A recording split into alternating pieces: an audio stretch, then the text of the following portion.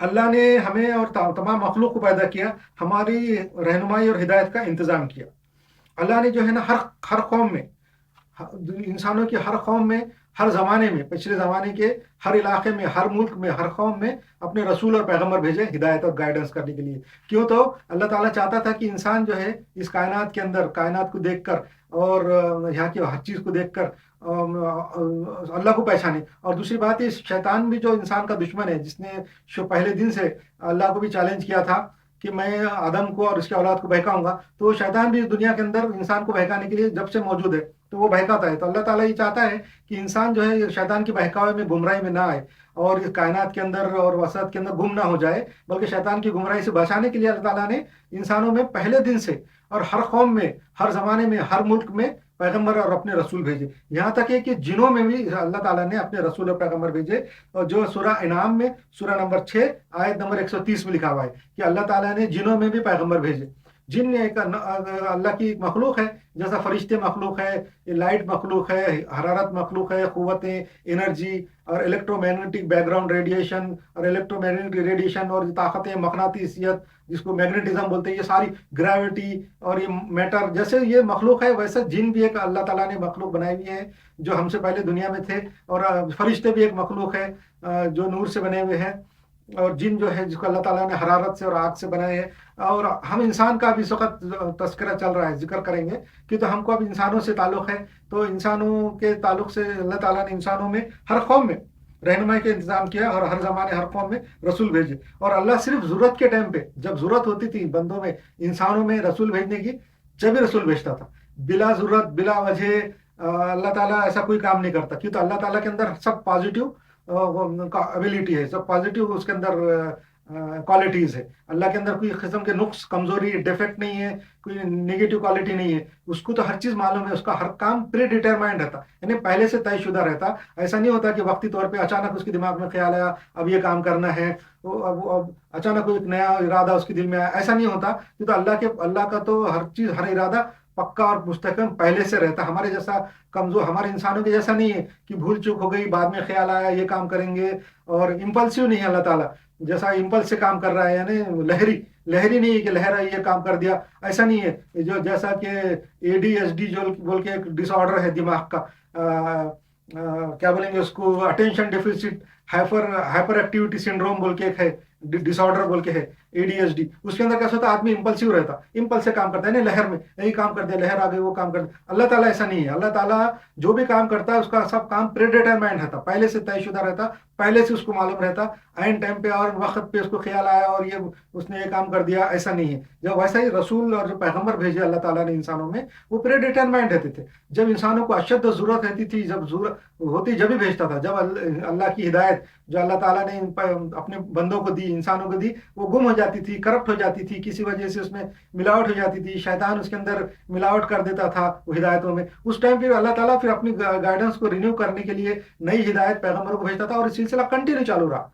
1,40,000 پیغمبر بھیجے، کنٹینیو چالو رہا۔ اللہ تعالیٰ نے ہزاروں سال یہ سلسلہ جاری رکھا نبوت کا، کہ جب بھی ایک ہدایت اور گمراہ اس کی رہنمائی اگر کرپٹ ہو گئی تو نہیں بھیج دیتا تھا۔ وہ کب بھیجتا تھا اللہ تعالیٰ رسول و نبی؟ جب ضرورت ہو، اشد و ضرورت کے ٹائم پہ بھیجتا تھا۔ اللہ تعالیٰ بلا ضرورت کام نہیں کرتا۔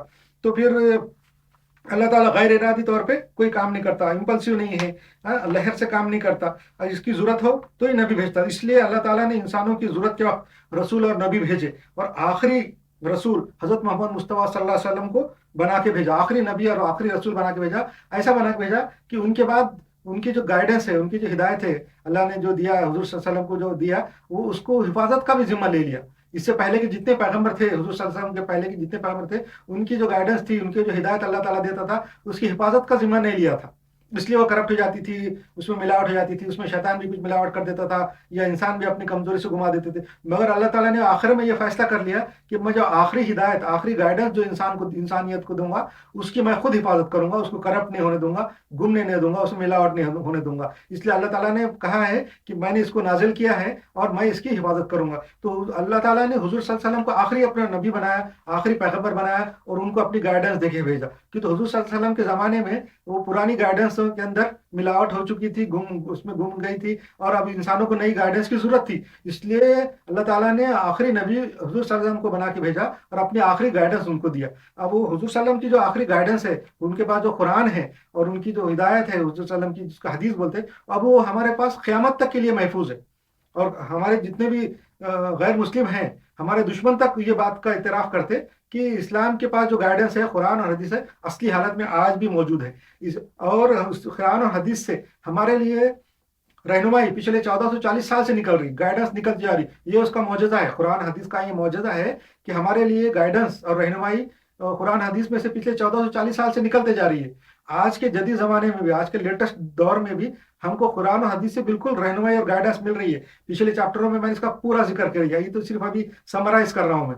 पिछले चैप्टरों में पूरा जिक्र, अच्छा तरीके से जिक्र किया कि आज के ज़माने में कैसा गाइडेंस मिल रही है, पिछले ज़माने में कैसा मिली, और इंशाल्लाह फ्यूचर में भी कोई मसला इंसानियत का, खाली मुसलमानों का नहीं बल्कि पूरे इंसानियत का कोई ऐसा मसला नहीं रहेगा जिसकी गाइडेंस कुरान और हदीस से नहीं निकलेंगी। कुरान और हदीस से हर किस्म की गाइडेंस और रहनुमाई निकल रही है। कुरान की बहुत सारी आयतें ऐसी है कि जिसके बारे में हम सोचते हैं कि ये पास्ट की है या माजी की है, या उसका कोई ज़रूरत नहीं है, मगर बोल नहीं सकते कि आज आइंदा ज़माने में, फ्यूचर में कहाँ से कोई एविडेंस निकल जाए, कोई सबूत मिल जाए और उससे कुरान की आयत साबित हो जाए। ऐसा हो रहा है। हमने बहुत से कुरान की आयतों के बारे में देखा है कि पहले उसका हमको मतलब मालूम नहीं था, मगर आज जो नए एविडेंस निकले, नए जो सबूत मिले, आर्कियोलॉजी से, इससे उससे, ज़मीन से, आसमान से, साइंस से, जहाँ से भी उसके प्रूफ मिल रहे, साबित हो रहा कि वो आयत बिल्कुल सही साबित हो रही। इसलिए वैसा कुरान शरीफ के अंदर जो भी आयतें अभी मौजूद है, जिनके बारे में हमको मालूम नहीं, फ्यूचर में हो सकता है उनका कोई प्रूफ निकल आए, कहीं से भी निकल आए, ज़मीन में से, आर्कियोलॉजी से, आसमान से और साइंस के जरिए से निकल सकता। इसलिए, और दूसरी बात ये कि कुरान और हदीस से हमारे लिए, इंसानियत के लिए गाइडेंस फ्यूचर में भी निकलेंगी, आज भी निकल रही है, पहले भी निकलती थी। और कुरान शरीफ को अल्लाह ताला ने महफूज कर लिया, क़यामत तक के लिए वो महफूज है, उसमें मिलावट नहीं हो सकती। इसका मतलब अब कोई नए नबी की और नई हिदायत की, नए रसूल की कोई जरूरत नहीं रही, क्यों तो बिला जरूरत अल्लाह ताला तो रसूल नबी भेजता नहीं। अब क़यामत तक के लिए किसी नई हिदायत की जरूरत नहीं है, और कुरान और हदीस क़यामत तक के लिए हमारे पास महफूज है, रहेगी। इसलिए किसी नई नबी या नई रसूल की कोई जरूरत नहीं है। अब तक हुजूर सल्लल्लाहु अलैहि वसल्लम के बाद जिसने भी आज तक जो है, हुजूर सल्लल्लाहु अलैहि वसल्लम के बाद जिसने भी नबूवत का दावा किया, हुजूर सल्लल्लाहु अलैहि वसल्लम के बाद जिसने भी अपने आप को पैगंबर बोल के दावा किया है, वो सब झूठे हैं। क्योंकि उसकी वजह क्या है, वो क्यों झूठे हैं? क्योंकि वो ये बताने में नाकाम रहे। उनसे अगर पूछे, उनकी बातें, उनकी जो जिन्होंने झूठे नबूवत के दावे किए हुजूर सल्लल्लाहु अलैहि वसल्लम के बाद, वो ये दो बातें बताने में नाकाम रहे कि भाई उनके आने की जरूरत क्या है, ये अभी तक वो बताए नहीं। और दूसरा ये कि उन्होंने इस्लाम के अंदर और मुसलमानों के लिए और इंसानों के लिए क्या सहूलियत पैदा की, क्या नई गाइडेंस लाई, क्या रहनुमाई लाई, ये भी नहीं लाई उन्होंने, दोनों बातें भी नहीं है। हाँ, और दूसरा, इस्लाम में, दीन में क्या आसानियां पैदा की उन्होंने। तीसरे नंबर, इस्लाम में क्या आसानियां पैदा की? कुछ नहीं की, बल्कि जितने भी पैगंबरों के दावे किए हुजूर सल्लल्लाहु अलैहि वसल्लम के बाद, वो पूरी जिंदगी सिर्फ अपने आप को नबी साबित करने में ही उनकी जिंदगी गुजर गई। ना उन्होंने इस्लाम में आसानी पैदा की, ना मुसलमानों के और इंसानों के लिए कोई नई गाइडेंस और नई हिदायत और कोई प्रॉब्लम सॉल्व किया, उनका कुछ भी नहीं किया, और ना कोई इंप्रूवमेंट किया दीन में। और दूसरी बात ये कि उनकी वजह क्या आने की, ये भी उन्होंने बताई नहीं। अल्लाह बिला वजह काम नहीं करता। इससे साबित हो रहा है कि वो झूठे नबी है। और हुजूर सल्लल्लाहु अलैहि वसल्लम की एक हदीस भी है कि उन्होंने फरमाया था, हुजूर सल्लल्लाहु अलैहि वसल्लम के सच्चे होने का भी ये अलामत है। उन्होंने फरमाया था हुजूर सल्लल्लाहु अलैहि वसल्लम ने कि मेरे बाद 30 झूठे आएंगे और सब ये दावा करेंगे कि मैं नबी हूँ। और आज ये साबित हो जा रहा है कि जितने भी नबी है हुजूर सल्लल्लाहु अलैहि वसल्लम के बाद दावे किए, सब झूठे साबित हुए। और उनके जो झूठे नबियों ने जो पेशन गोएं की, जो प्रोफेसीज की, उन्होंने फोरटेलिंग आगे की, वो सारी झूठे साबित हुई। इससे भी साबित होता है कि वो सब झूठे दावेदार है। अच्छा, इस बात का सबूत है कि हुजूर सल्लल्लाहु अलैहि वसल्लम जो है ना, बिल्कुल सही है। और ये जो हदीस है वो दलाल नबुवा है कि हुजूर की, कि मेरे बाद 30 झूठे आएंगे और सब नबूवत के दावे करेंगे। वैसे ही हुआ, हुजूर सल्लल्लाहु अलैहि वसल्लम के बाद कंटिन्यू झूठे आना चालू है और नबूवत के दावे कर रहे हैं और सब झूठे साबित हो रहे हैं। उनके आने की कोई जरूरत भी नहीं है। कोई, अल्लाह ताला बिला जरूरत है इम्पल्सिव तो काम करने वाला नहीं है। तो अब वो लोग ये नहीं बता सकते कि तुम्हारी वजह आने की जरूरत क्या है, क्या क्या मसला था कि तुम आ गए। वो नहीं आए, इसका मतलब वो झूठे हैं।